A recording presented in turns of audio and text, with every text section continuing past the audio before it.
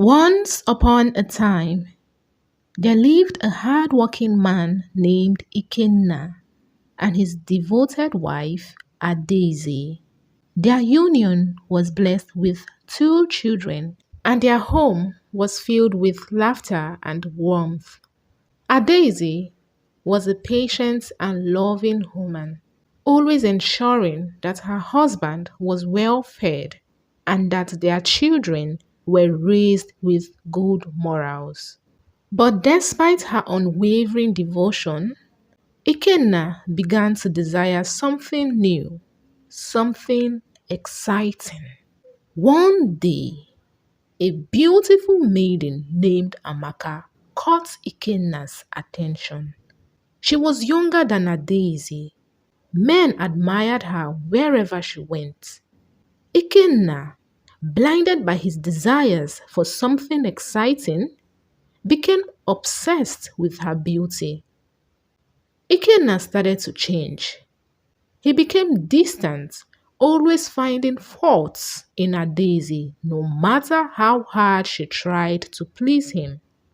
When she spoke, he dismissed her words as nagging. When she cooked, he claimed the food was tasteless. Ikenna started to slip out of his home. Sometimes he would tell his wife that he would not be returning home for a day or two, or three, or even four. While other times he would return home really late.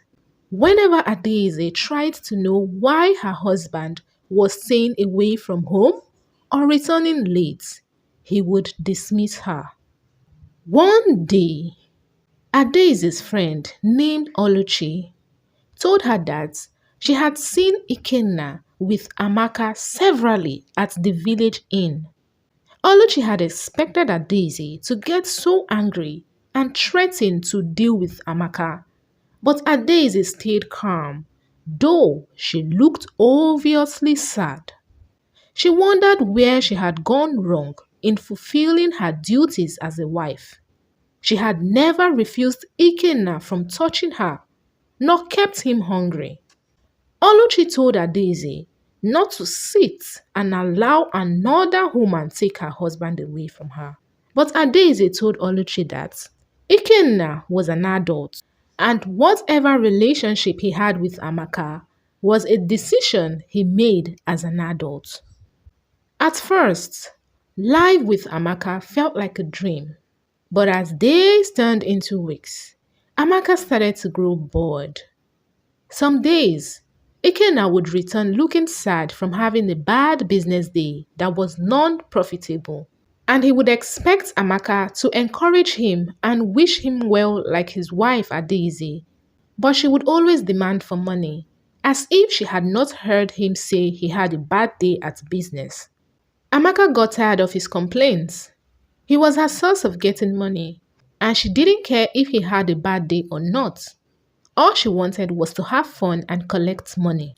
Ikenna didn't like this, so whenever he had a bad day at his business, he would return home to Adaeze for some words of encouragement. But whenever he had a good day at his business, he would stay away from home and spend time with Amaka. This continued for some weeks until one fateful evening, Ikenna returned home to find Adaeze and his children gone. She had packed her belongings and left without a word. He had told her that he would be gone for 5 days and had even left some money for her and the children.